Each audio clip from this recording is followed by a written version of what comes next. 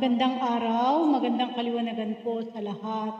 Atin pong ibabahagi at akin pong ibabahagi sa inyo ang kwento po ni Anghel Noe, na siya po yung sumabaybay kay Amang Hesus sa langit na inutusan po ng Amang Liwanag sa kalangitan. Ano po?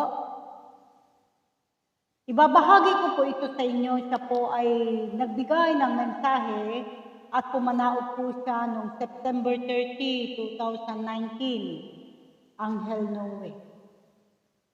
Magandang kaliwanagan sa inyong lahat. Ako'y isang anghel na bumaba mula sa kalangitan. Ang ngalan ko ay Noe. Ako'y inutusan ng ating Ama na nasa langit upang bumaba at subaybayan ang ating Amang Hesus sa langit. Ako'y naatasan na bumaba noong buwan ng Agosto 22. So, inutusan po siya at inatasan ng ating Amang Liwanag sa kalangitan na pumanaog po noong August 22 sa isang patag na bundok na mayroong namatay, na doon nakalibing. Ako'y bumaba at ang katawang mortal ng mortal na yaon ay aking binago. Aking binago ang mukha at nag-iba ang mukha ng mortal na yaon. Ang aking sariling mukha ang aking iginuhit at ang aking mukha ang aking inilagay. At ako'y naglakbay ng naglakbay. At aking nadaanan ay mapunong lugar na sinasabi na ito'y mapanganib, ngunit sa akin ay walang nangyari. Sapagkat ginabayan ako ng ating Amang nasa langit, noon ako'y dumaan at napadaan sa isang dagat at nakita ko ang mga mortal at ang mga mortal na babae na tumutulong din at mayroong mga paslit na nagtatakbuhan. Ngunit walang nakakakilala sa akin kahit isa noon. Pinaniniwalaan, Disyembre 25, isinilang Amang Hesus sa langit. Hindi totoo yaon, ito'y walang katotohanan. Isinilang ang Amang Hesus sa langit, Hulyo 22, sa bayan ng Israel, bandang silangan. Siya'y ipinanganak sa bandang silangan sa Israel at hindi sa Bethlehem. Mali. Tingnan niyo po, hindi po pala sa Bethlehem ipinanganak ang Amang Hesus sa langit. Ito'y mali daw po. At sila'y may sariling tahanan bago pa man isilang ang Amang Hesus sa langit. At hindi ipinanganak sa kasabsaban ang Amang Hesus sa langit. Mayroon isang bahay na maliit at ang bahay na yaon ay ginawa ni Jose. Bago pa man isilang ang paslit, sila'y may sariling tahanan at katabi lang ng kasabsaban ang tahanan. Mayroon bahay na maliit lamang at ito'y katabi lang ng kasabsaban. Ayaw po, Hindi po pala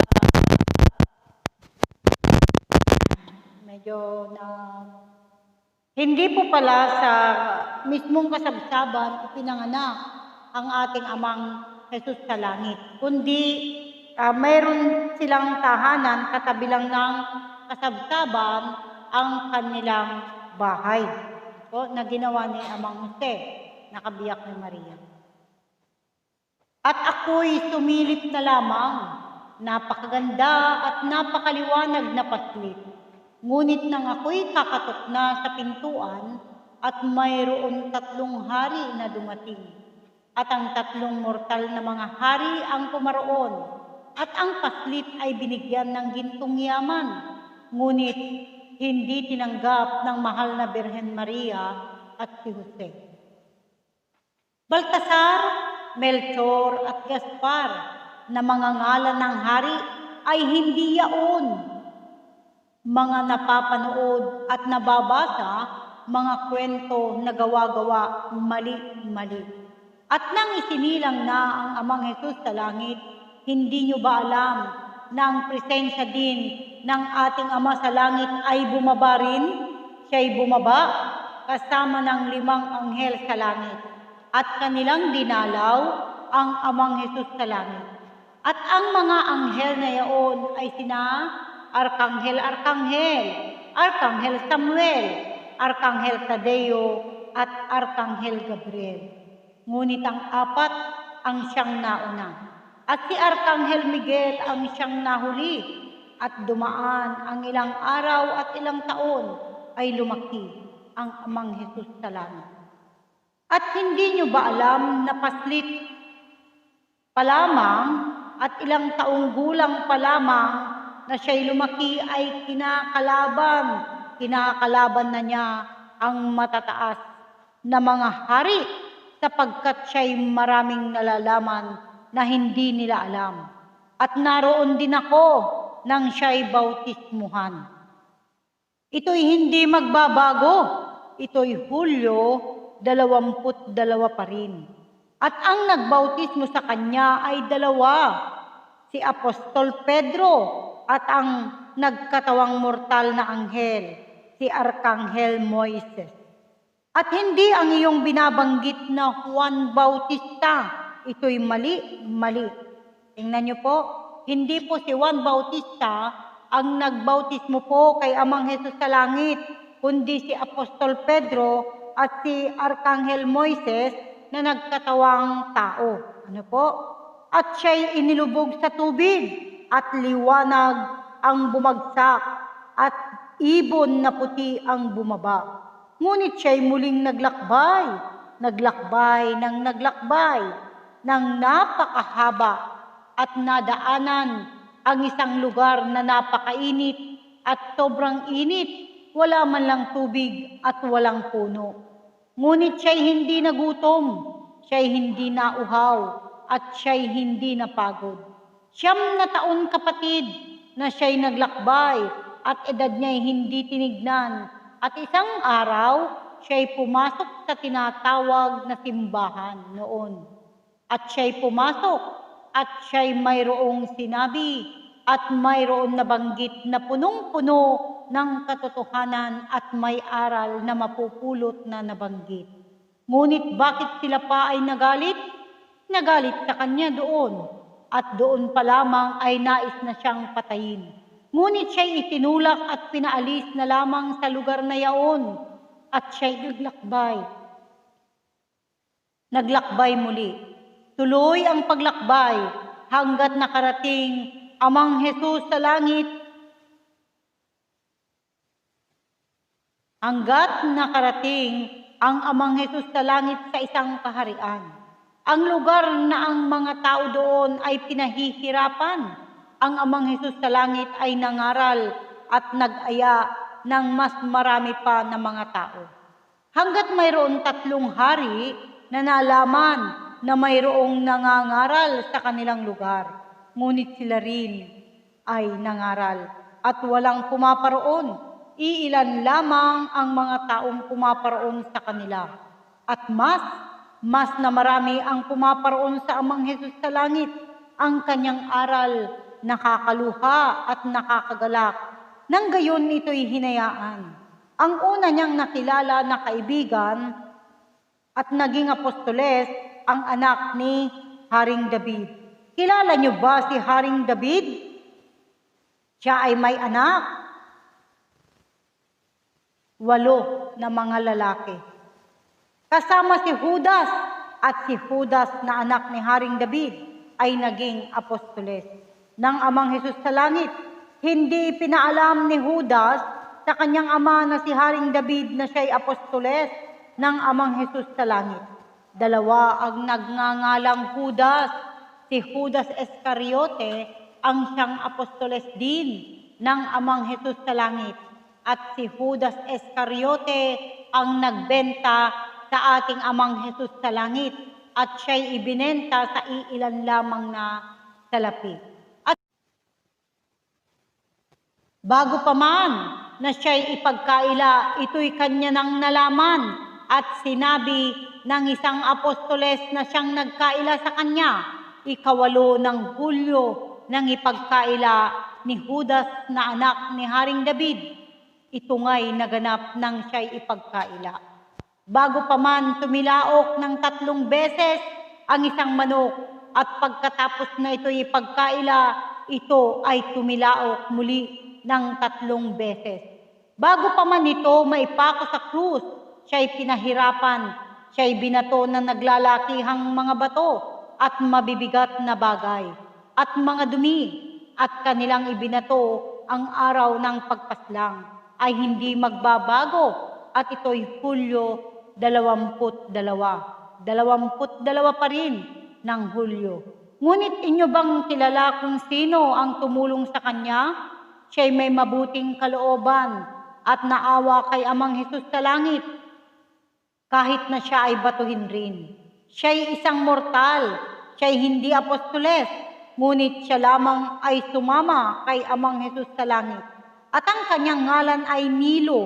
Nang namatay na ang Amang Hesus sa langit, ay lahat ng kanyang apostoles ay hinanap at pinatay. At ang lahat ng apostoles ay namatay. Sa gayon ay walang nakapagsulat. Paano maisusulat ng apostoles sa libro kung sila'y wala na? Nang namatay ang Amang Hesus sa langit ay mayroon pang natira. Mayroon pang natira na mga taong nakinig noon ng aral ng kanyang aral at sa kanila nagpakita noon na siya'y muling nabuhay. At ang kanyang muling pagkabuhay ay Hulyo 25. At ang kanyang katawang mortal ay nawala. Ito'y nawala sapagkat ang kapatid na arkanghel ay siya ang naatasan at inatasan na bumaba sa lupa upang kunin ang katawang mortal ng Amang Hesus sa langit. Ito'y kinuha ng mga anghel sa langit ang kanyang katawang mortal. Ngunit mayroon maitim na humarang, isang maitim.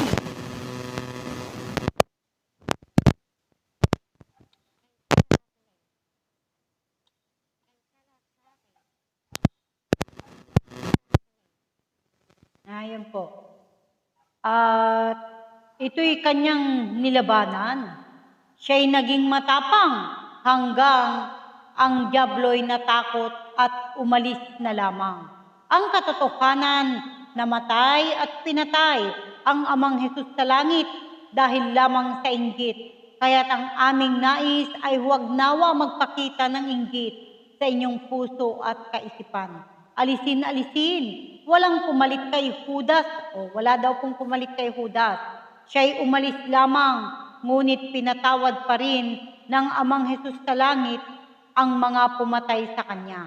Kaya't ang aral sa inyo ay marunong magpatawad, sapagkat hanggat ikay hindi nagpapatawad, ay maiitim ang siyang naghahari sa inyong katauhan.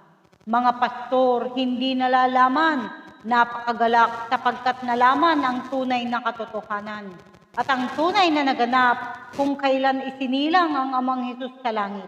Ako'y nagagalak sapagkat sa inyo'y ikinuwento ang katotohanan, ngunit bago pa man ito'y akin ng batid na kayo'y maguguluhan. Kung ito'y iyong isisiwalat, ikay uuriin, at ang mga tanong, sino ba ang nagsulat sa Biblia? Mga apostoles ba? Hindi apostoles ang nagsulat sa Biblia, kundi ang mga tao sa ngayon. Walang apostoles ang nabuhay, lahat ay pinatay. Paano makapagsusulat ang isang apostoles kung siya'y nawala na? Kalimutan na, paniniwalang mali. Ang mga kwento na nilalaman ng Biblia, mga kwento na gawa-gawa lamang, at ang iba ay ang siyang naranasan ng mga mortal. Kaya't ito'y kanilang isinulat at ngayon ay isiniwalat at pinaniwala ang mga kaawa-awang mga mortal na ang Biblia at ang nilalaman nito ay sulat ng mga apostoles. Kalimutan ang paniniwalang mali. Hindi na ba nais ang tama? Matagal na panahon na kayo'y naniwala sa mali.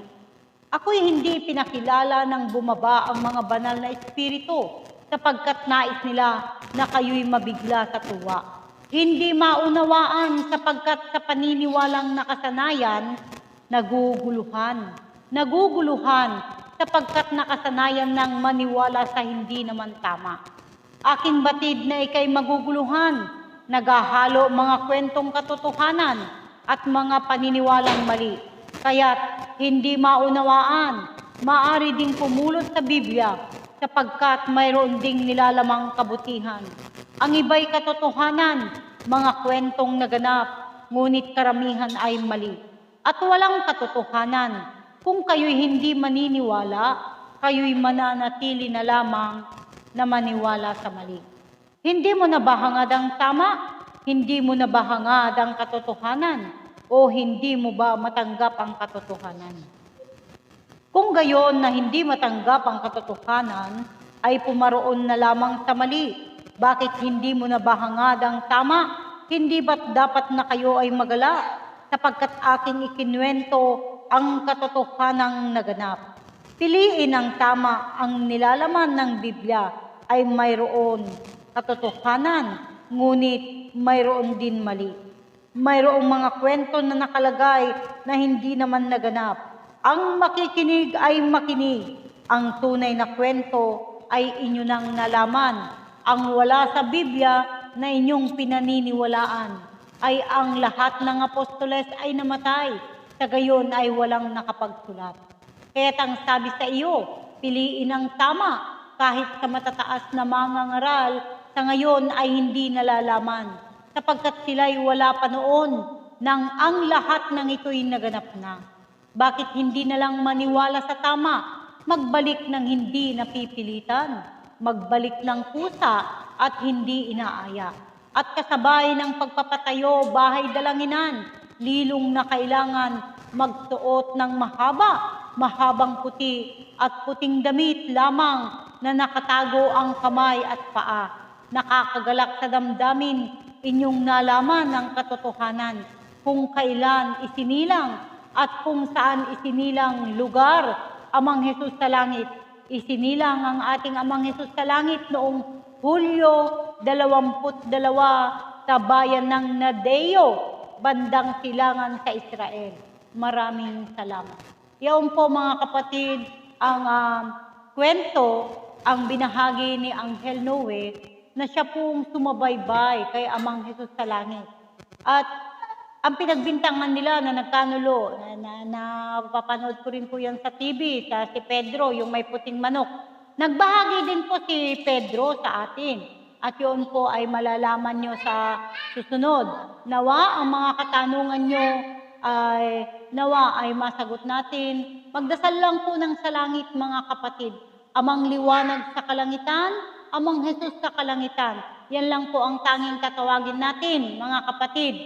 At nawa po ay magkaroon po tayo ng kaalaman at nagkaroon na po tayo ng kaalaman sa ating ibinahagi sapagkat ang mga banal na anghel, ang kanilang presensya ay pumapanaog na po.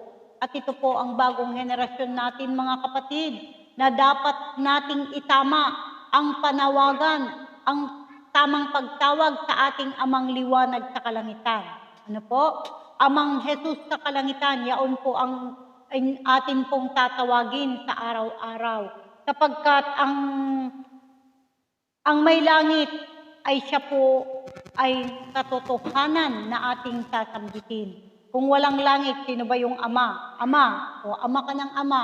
O, sino po ba yun? O Lord, Lord ka ng Lord. O mamaya, iba ng Lord yung pumaroon sa'yo. O God, sino ba ang God? O di ba? Meron naman din po kasi nga kalaban na nagkukunyari at mapaglinlang. Kaya patungkulan po natin kapatid na haluan ng sa langit at ang tamang pagtawag, ang tamang lumikha sa ating lahat ay ang Amang Liwanag sa kalangitan at ang kanyang bugtong na anak na si Amang Hesus sa kalangitan. Ang pagtawag po sa kanila ay pagbati, magandang kaliwanagan. Ano po, yaon po. Maganda.